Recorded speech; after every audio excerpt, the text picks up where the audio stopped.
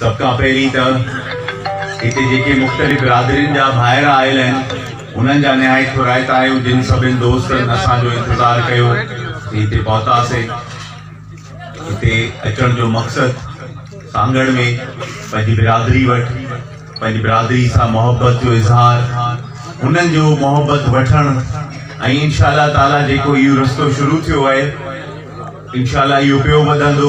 मां त नवाज़ साहब खे अर्ज़ु बि रखियो आहे त उमरकोट मीरपुर ख़ासि थर असीं हिते सभिनि बिरादरियुनि ॾे पंहिंजी बिरादरी खे गॾु कयूं। बिरादरी के जा जेके मसला मसाइल आहिनि उन्हनि खे गॾु कयूं। अॼु ॾिसो अॼु असांजे लाइ फ़ख्र जो ॾींहुं आहे जो असीं सभु माशाअल्लाह हिते माशूक पहिरियों चकर सांगड़ में इहो थियो त को चांडियो पाकिस्तान पीपल्स पार्टी जी महिरबानी सां कंहिं टिकट ते बीठो इलेक्शन लड़ो। ममताज तव्हांजे साम्हूं आहे माशाअल्लाह MPA आहे असेंबली में वेठो आहे। असांजो हाजी साहब आहे मां त हाजी साहब खे चवंदा तूं खटियल MNA हारायल MNA न आई।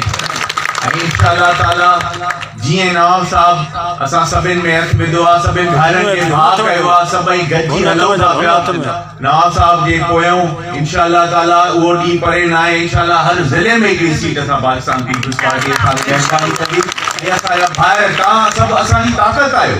तव्हां चांडिया जेके हिते वेठा आहियो पंहिंजा इख़्तिलाफ़ ख़तमु कयो। थोड़ी थोड़ी ॻाल्हियुनि ते जेके असांजी नाराज़गियूं थियनि थियूं पाण में उहे न हुजणु खपनि। मोहब्बत जो रस्तो वठो पंहिंजे पाड़े जे भाइरनि सां मोहब्बत कयो। इहा मोहब्बत आहे त अॼु हिते वसाण ॿाहिरि बि वेठा आहिनि असां सां बुरोई बि वेठा आहिनि। असांजो वाले साहब हमेशह चवंदो त पाड़े वारनि सां कुर्ब जो रस्तो रखो। पहिरियों मुंहिंजो पाड़े वारे जो हक़ आहे। इंशाअल्लाह ताला अॻिते वधणो आहे पंहिंजे भाइरनि सां मोहब्बत करणी आहे पंहिंजा इख़्तिलाफ़ ख़तमु करणा आहिनि पाण खे मुनज़्ज़म करणो आहे।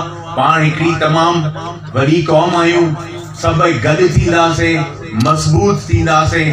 जीअं बि पंज चवंदा आहिनि न हिकिड़ी लठ खणी भञणु सवली हूंदी आहे पर पंज लठूं गॾिजनि थियूं त उहे भञणु ॾाढो ॾुखियो थींदा। इंशाअल्लाह उहो ॾींहुं परे न आहे जो असां चाहींदा सभु हिनमहिल बि गॾु आहियूं। इंशाअल्लाह अञा बि अॻिते मुज़म थी ऐं पंहिंजे नवाब साहब जे पोयों नवाब साहब जा हथ मज़बूत कंदासीं तव्हांजा हथ मज़बूत थींदा।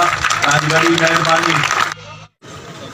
रैली में सवें गाॾियुनि जो काफ़िलो मुख़्तलिफ़ शहरनि ऐं चौकनि चौराहनि खां थींदो ॻोठ मोहम्मद अमीन चांडियो पहुतो हो। रैली में सिक्योरिटी जा इंतज़ाम पिणु इंतिहाई सख़्तु कया विया हुआ। कैमरामैन टीम सां गॾु AD कुंबर सांगड़।